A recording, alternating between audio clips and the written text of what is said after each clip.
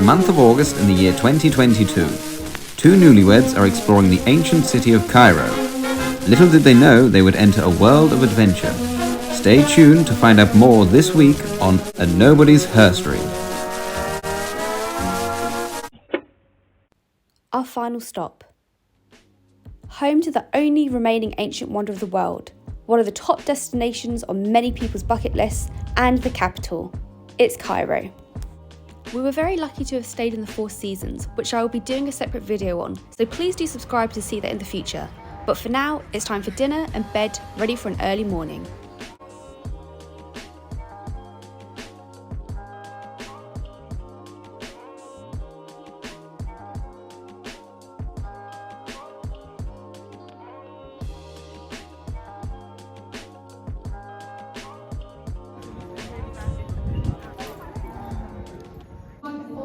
We once again opted for a guide, and this time we are joined by the lovely Nevin. I again highly recommend visiting Egypt with an experienced guide, as they are the best person to highlight and show points of interest.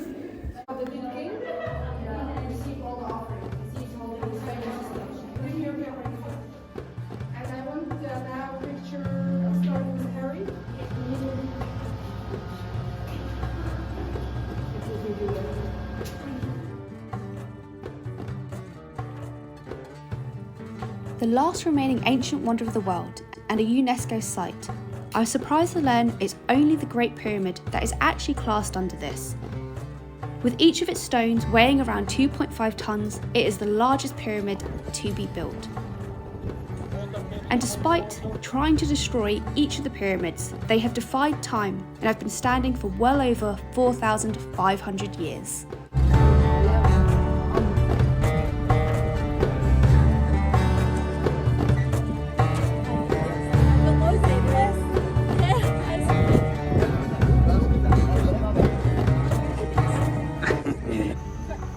If you're seeing the pyramids, then another must-see with its human head and lion's body is the Sphinx. Surrounding it, you'll find two temples, old and new, with the old seemingly never used and incomplete.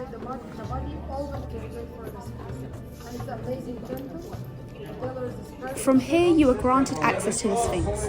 Carved from one piece of stone and once colourful, it lies in front of the Great Pyramid and is a perfect photo spot. Nevin, our guide, was very enthusiastic with our photos, as you can tell.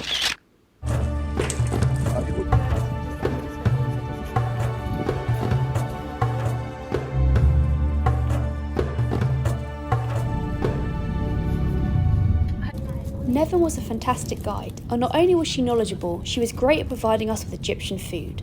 This falafel was honestly some of the best I've had, and was the perfect snack to keep us going for our next location, Cairo Museum.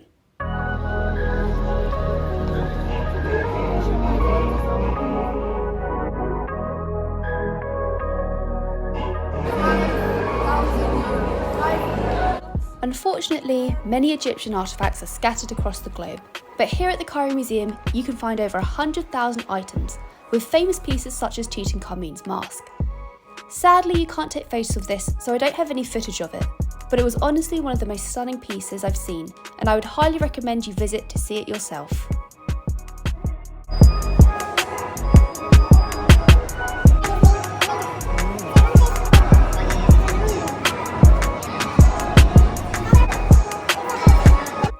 You will also find many sarcophagi, paintings, shrines and mummies.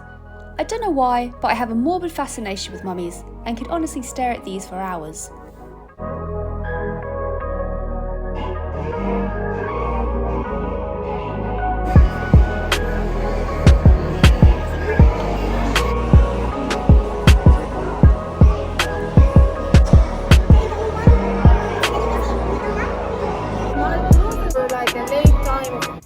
The building is beautiful in itself. Designed by a French architect, it is the oldest archaeological museum in the Middle East. One of my favourite rooms was the animal mummy rooms. Seeing all the mummified animals was so fascinating. Once again, obsession with mummies. We're taking a picture.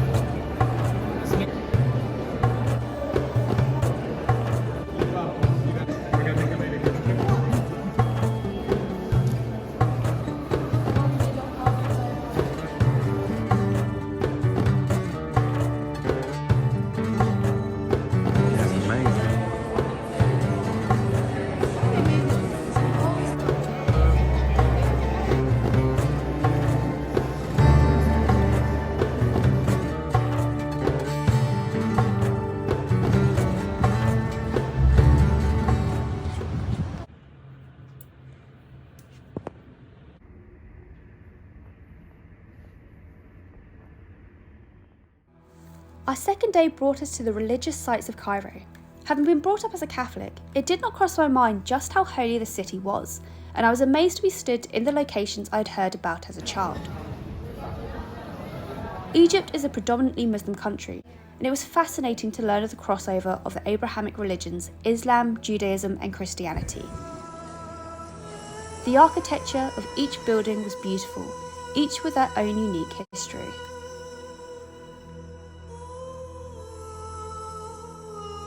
Other church, I will take you like how many floors, yeah, because of or 900 or 800, it's really old. And when you go to this part on the right side, is even the church much older, so the church will start. We were once again joined by Nevin, who brought us to the Hanging Church, named because it was built above an old Roman fortress and is suspended over a passage. The glass areas allow you to look down, and it gives the illusion of hanging above the ground. This church with its beautiful decoration is found within Coptic Cairo. This whole area blew me away in a way I was not expecting. If you have time in Cairo, make sure you find a guide to explore this area, as it was simply fascinating. Being British and having the patron St. George, I was once again in awe to be stood in the chamber where he was tortured and kept in. I guess hearing of these as stories when I was little had made me forget that many of these people were in fact real.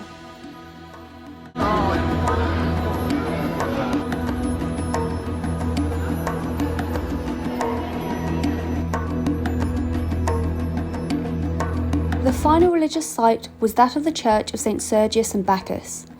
Here, underneath the church, was the cave that sheltered Mary, Joseph and Jesus during their flee from Bethlehem in King Herod's order to kill all firstborn children.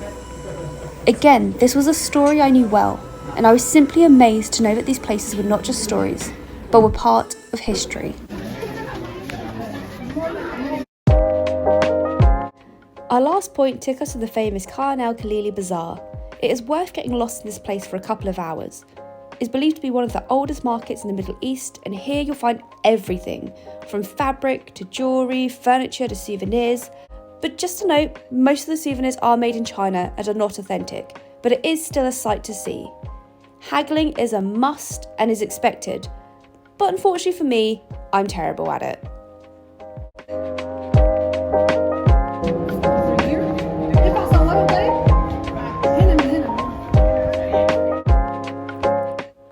Not only are there endless lanes of goods, but the bazaar is also situated in the Islamic centre of Cairo. Surrounded by many mosques, do not miss the opportunity to view these and delve into the culture.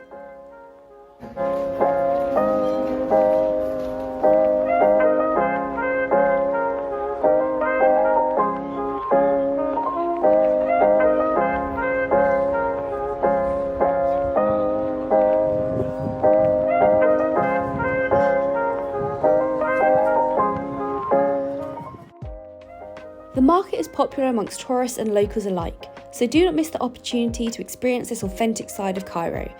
Grab yourself a good bargain and a keepsake of your trip.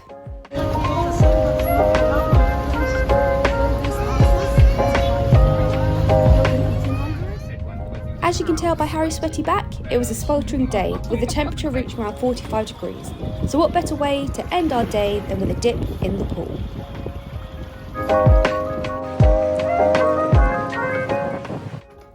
And sadly, that brings us to the end of our Egyptian adventure. We love discovering and learning about the rich history of this country, and we can't get over the incredible services we received from our hotels and our guides. I will be doing an in-depth video on our stay at the Four Seasons, as I cannot stress enough how wonderful the stay was there, so stay tuned for this in the future video. We loved every moment of our honeymoon, minus the shits, and look forward to our future as a married couple. Thank you, Egypt.